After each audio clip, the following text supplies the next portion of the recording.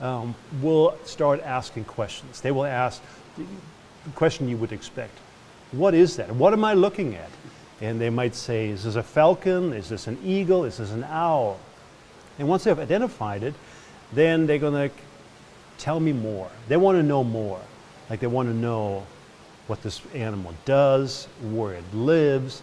So it gives us immediately the opportunity to connect with people via this animal. And as you can see, just looking around in this building, we have many props. We have many taxidermied animals here. We have hides, we have antlers. And so we sort of roll all of this stuff out and to connect with people. And then the conversation starts. So we are really in the business of facilitating a conversation. That's what we're doing here. And so to answer your question, how does it feel? It feels great. It feels great if after an hour or two spending with 100 fifth graders, when you held their attention for a while, they've learned something, and they start talking with each other, and the teacher in the back, who at the beginning was sort of pulling her or his hair out, goes like, oh, yes, that worked well. And then they say, thank you for, just for providing this opportunity. We learned something, and Laurie can really speak to this.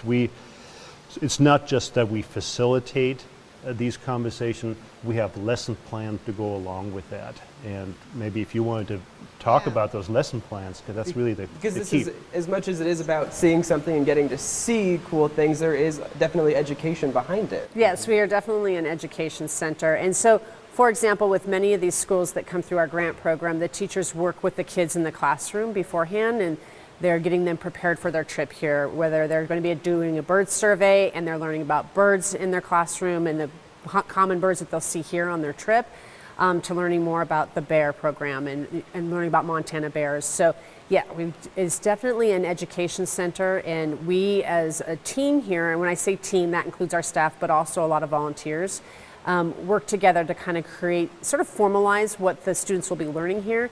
But we also leave a lot of leeway and room for some unstructured interactions with the kids, because you can have the greatest intentions and the greatest plan, but you get out there and you're doing a bird survey and an osprey swoops in and flies in. We structure it in such a way that we allow for those opportunities to switch gears. And yeah, so we have formal lesson plans, but when we also have a lot of unstructured time for them here as well. And I'm curious, what level of knowledge do these kids come in here with? Do they know a lot about the outdoors, or? It varies, but what we're finding is that our youth seem to be spending maybe less and less time outdoors, but also just their knowledge of our state's fish and wildlife seems to be going down a little bit. So it just depends on the school, and it also depends a lot on how much they've worked in the classroom ahead of time. I mean, some teachers are really passionate about our state's resources, and they spend a lot of time with the kids in the classroom. Maybe they have science units around our state's wildlife, and those students come with a huge knowledge. And so it just depends on the school, and it also depends on the teacher and what they're doing in the classroom ahead of time. Yeah, and I understand you have some programs too that educate teachers to help educate the students too, so they can learn. Yeah, so Montana Wild has sort of grown, and out of it has grown a few different programs. One is we are a part of the Office of Public Instruction's Learning Hub, and so that is it's actually an online opportunity for teachers, and they can either take a self-paced course or more of a modulated course. And so we offer lesson plans on there, and then we offer an opportunity for teachers to learn how to teach those lesson plans. And so we have one, for example, Gray Wolf of the Rockies. We have another one that's geared more towards, it's growing up wild, and it's geared more for pre-K through third grade. And that gives them an opportunity to feel more comfortable in the classroom doing those sorts of activities and those sorts of lesson plans. And then we also have a program, Traveling Wild, where we go out to the different schools during the school year, and then during the summer we focus more on outdoor recreation, providing fishing clinics. And then lastly, just recently we just piloted a distance learning program, which was really exciting. And this last year we focused on sage grouse, and we received funding from the Montana Outdoor Legacy Foundation, and it was a pretty big success. I just got those numbers in, and we had over 500 students participate from 22 different schools. And that's an opportunity for those maybe students that maybe even they get to come here, but then to also just sort of dive even deeper into the curriculum. And that's been really good too as well. And going back to, you know, maybe kids aren't spending as much time outdoors, do you find that once that spark is kind of lit, that they do want to learn more? Yeah, yeah. In fact, that's exactly it, Jacob. What we're learning or what we're seeing is that increasingly, you know, fewer of even kids in Montana don't have those backyard experiences. And they sort of come here, they still have the interest and still sort of inside, they still have sort of the outside is in them. I mean, they have that. So it's just almost like an awakening that we do, where we just so simply expose them to some things, whether it's seeing a wild bird up close, or they were learning about something. So ours is sort of a sequence of things that we do. First is to simply have an experience. Have an experience. You can have a wild experience learning about wild things inside a building. We've learned that. We have an aquarium over here, and so we'll do that as a first experience. Once we have the experience and sort of lit the spark, as you said, then we sort of follow that up with some learning. Well, let's learn a little bit more about the natural history of this animal. Where does this animal live in Montana? Can you find the animal in western Montana? Is it in eastern Montana? Is it in the mountains? Is it in the prairie? Those kind of very basic things. And people are generally interested in that. So once we sort of established a level of understanding, where we ultimately want to go, and that's really sort of a core principle of Fish, Wildlife, and Parks, we want people to care about this. That's what this is really all about. We want people to fall in love with their backyard. We want them to fall in love with going fishing, with going hunting, with going hiking, camping, whatever it might be. It's not so important that they engage in a particular activity. What is important, that they open up that patio door and step outside, and the rest will almost sort of take care of itself. And we want to see Fish, Wildlife, and Parks sort of help people, you know, go outside and find their connection, make their connection, fall in love with their backyard and then with these larger landscapes.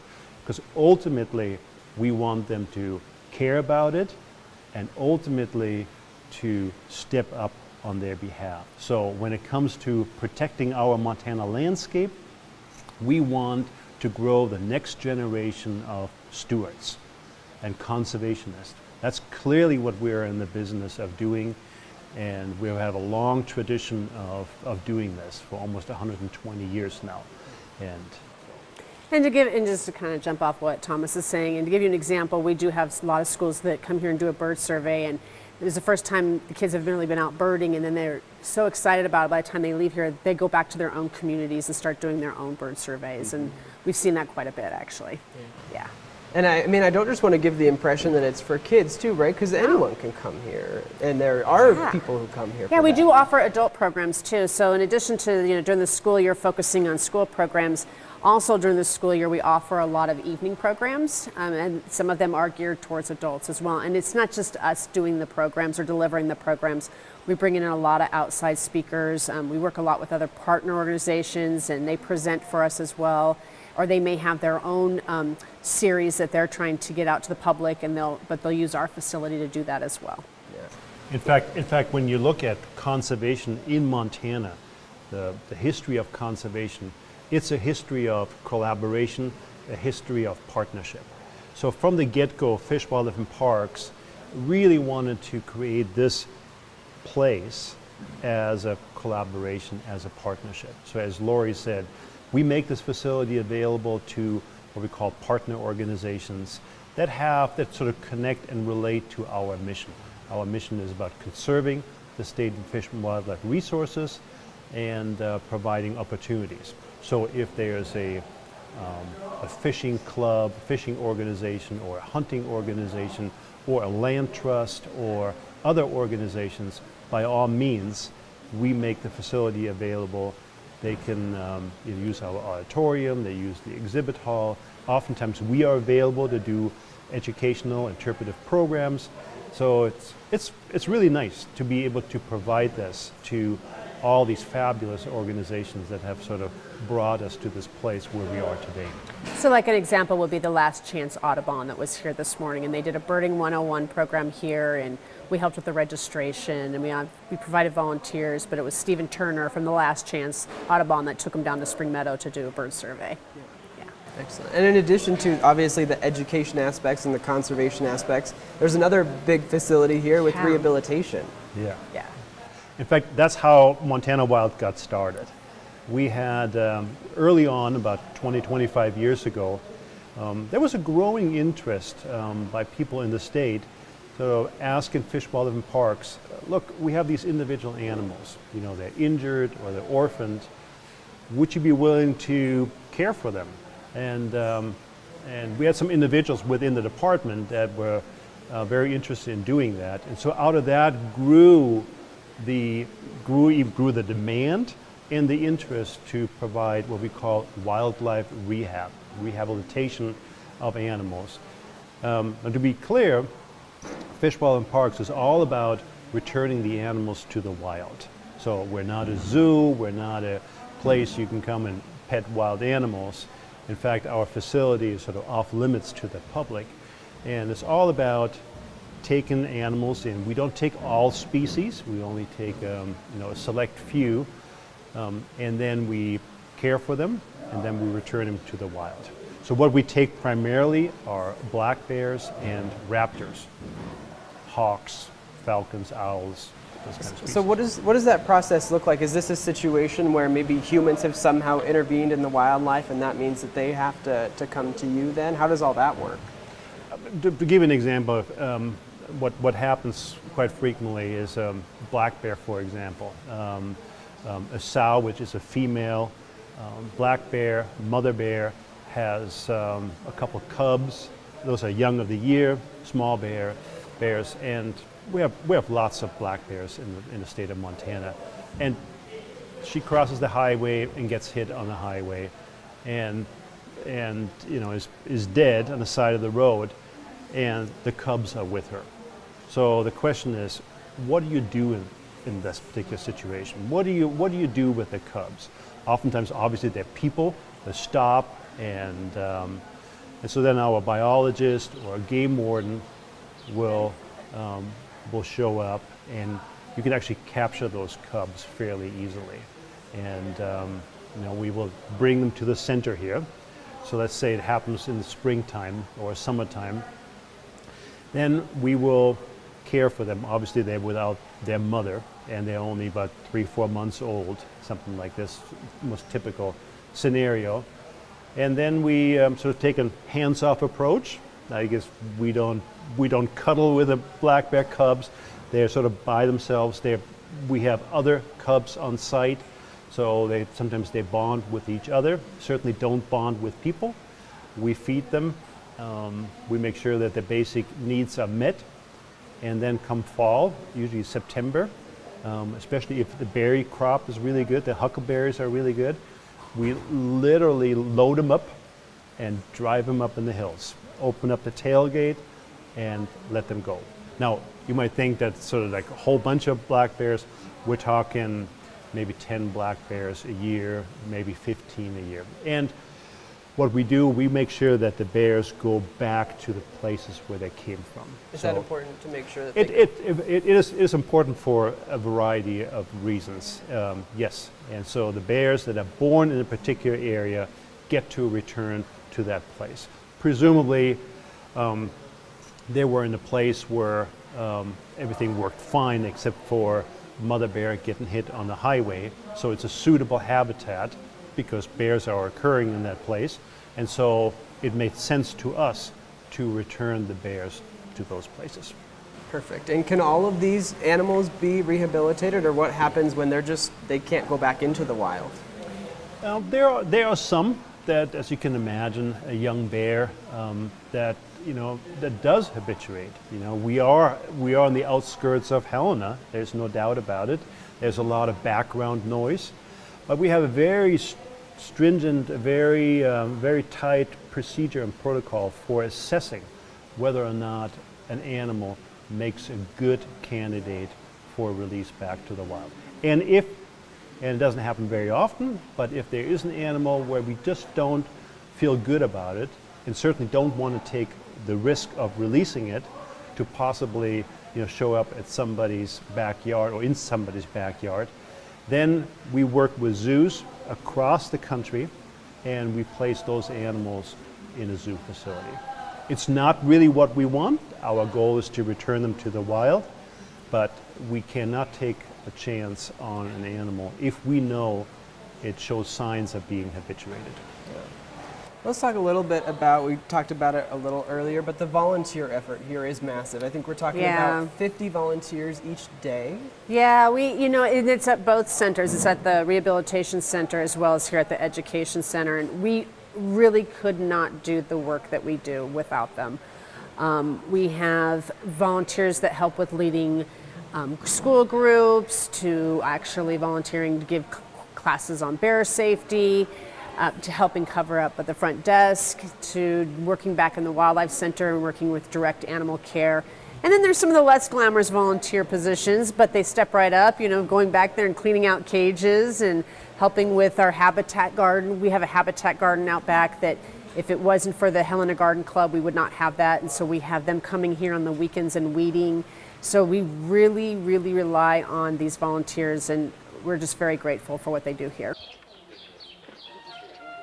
I've been volunteering here for almost 2 years. It'll be 2 years in August.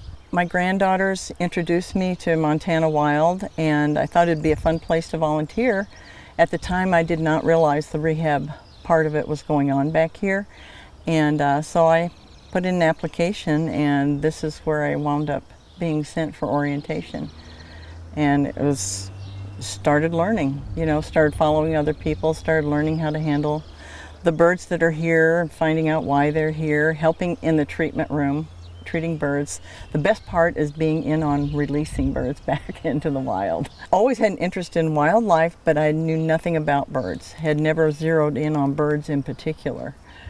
And so this has been it's a great learning experience. Every day I'm learning here. Especially like the great horned owls. I was afraid of handling them by myself at first because they're very intimidating. They act like owls. They bite, they clack, they make sure that they're in charge. And yet they're so willing to cooperate. That's when you realize how smart they are. I just wish they could all be free.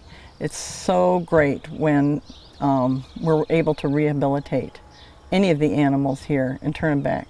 The ones that cannot be released back into the wild make great ambassadors, though. They're great for teaching the public about raptors and how important they are, and what we need to do to look after them as human beings, how we need to be responsible about what we do.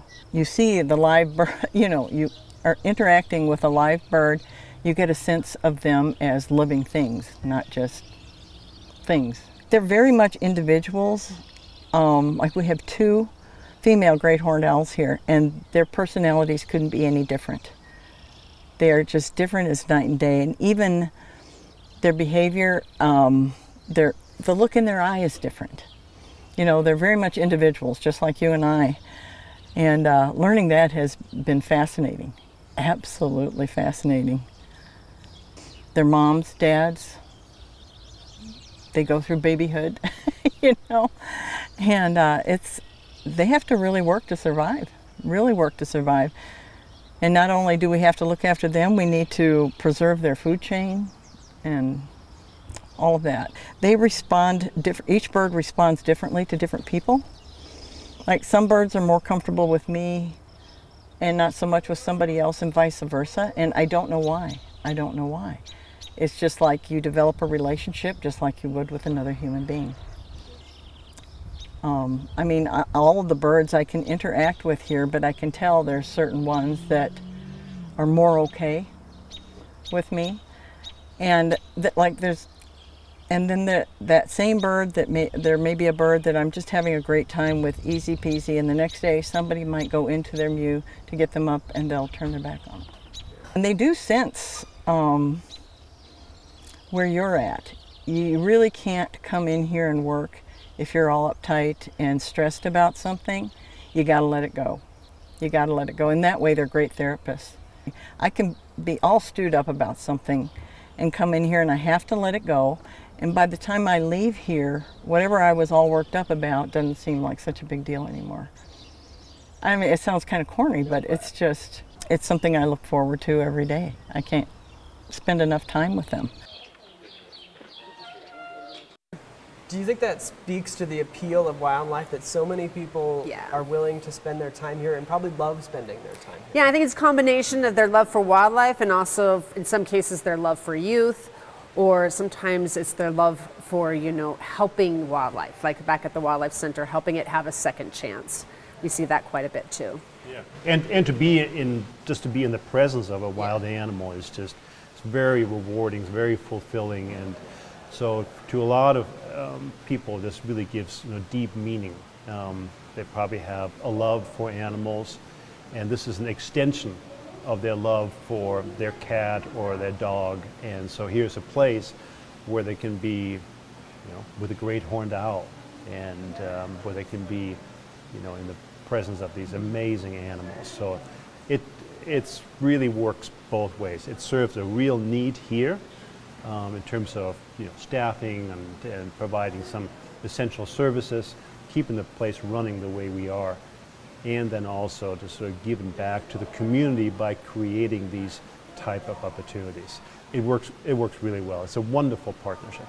And as a result, we have some volunteers that have been here almost as long as we've been open, for like 7-8 years. Yeah. And lastly, what do you guys see as the future of this Montana Wild facility? Wow. You know, I think what I feel like part of the future is, you know, not just becoming even more statewide in terms of we are increasing the distance learning program for those kids that can't make it here, or even those kids that can make it here, maybe in the springtime we reach out to them again through a distance learning program, through our Traveling Wild program, where we can go out to the school and do sort of a wildlife version of our Hooked on Fishing program. I think we're going to focus quite a bit on that. And then also, I think just here at our facility, we have a lot of partner organizations that are getting involved in helping us deliver our current programs, but maybe even be able to expand on the programs that we offer. Excellent. All right, Laurie Wolf and Thomas Baumeister, thanks so much for joining us on this edition of Face the State. Yeah. Thanks, you. Jacob. Thank you. Thanks. You've been watching Face the State, a presentation